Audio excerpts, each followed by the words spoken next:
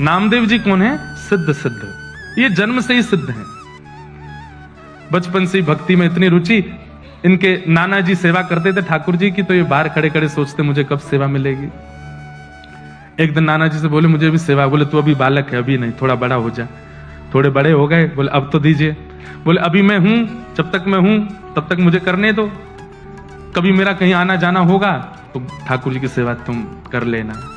अब तो वो हर दिन अपने नाना जी से पूछें आप कब जाओगे, आप जाओगे कब? नाना जी कोई काम नहीं है आपको, कहीं दूर चले जाओ, थोड़े पुण्य आदि हुआ हो कहीं, मैं सेवा करूं ठाकुर जी की। एक दिन ऐसी योजना बनी, ठाकुर जी को ही इच्छा हो गई कि नामदेव जी मेरी सेवा करें।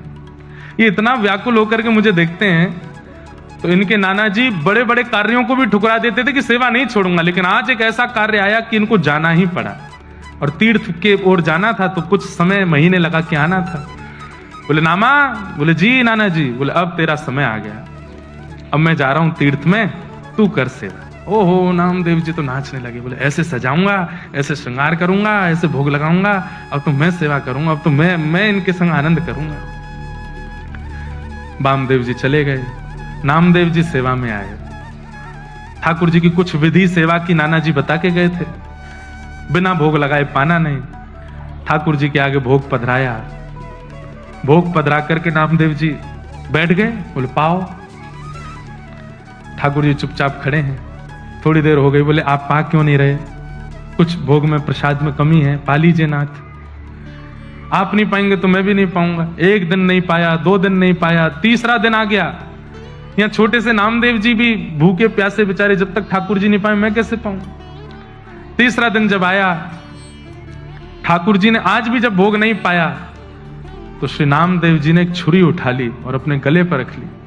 बोले आपको नाना जी की बहुत आदत लग गई है, उन्हीं के हाथ का पाते हो, उन्हीं के हाथ से राजी रहते हो। मैं क्या कमी कर रहा हूं? मैं इतने भाव से तो सेवा करता हूं, मेरे हाथ से क्यों नहीं पा रहे? आज भी अगर आपने नहीं पाया, मुझे ऐसा लग रहा है मेरी भक्ति शून्य हो रही है, आप नहीं पा रहे हैं, तो आपने नहीं पाया तो मैं अपने प्राण त्याग दूंगा। इतने में ही ठाकुर जी प्रकट हो गए, हाथ पकड़ लिया। अरे नामा, मैं ऐसे ही थोड़ी आ जाता हूं, तपस्या करनी पड़ती, कुछ दिन प्रतीक्षा करनी। तू 3 दिन में ही तू छुरी लेके बैठ गया।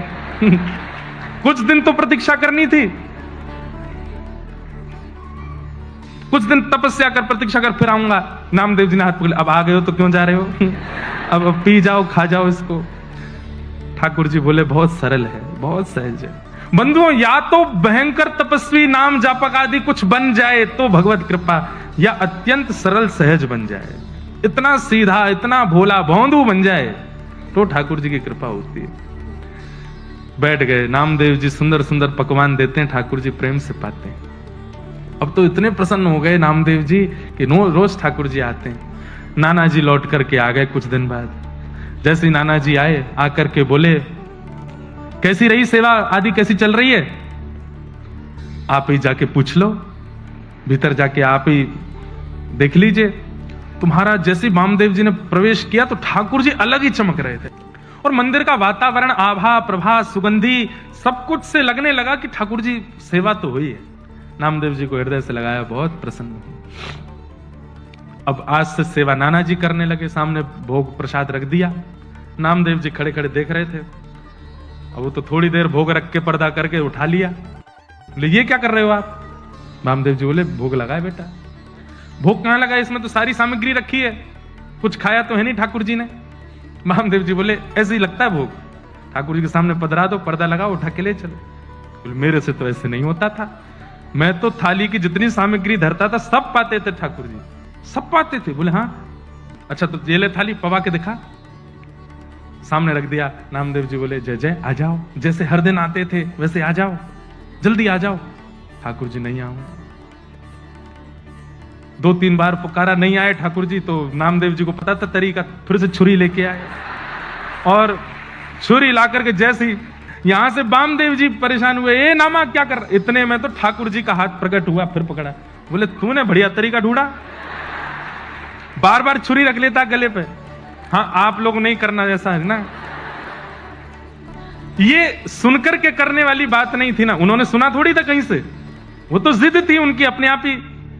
ठाकुर जी बोले नामा तुझे मैंने बोला था ना, इतनी जल्दी प्रकट नहीं कराया कर मुझे, थोड़ी तो तपस्या, थोड़ा तो धैर्य किया कर, मुझे कितना कुछ छोड़ के आना पड़ता है, पूरा ब्रह्मांड का भार मेरे सिर पर है, सब कुछ देखना होता है, तू समझता ही नहीं है।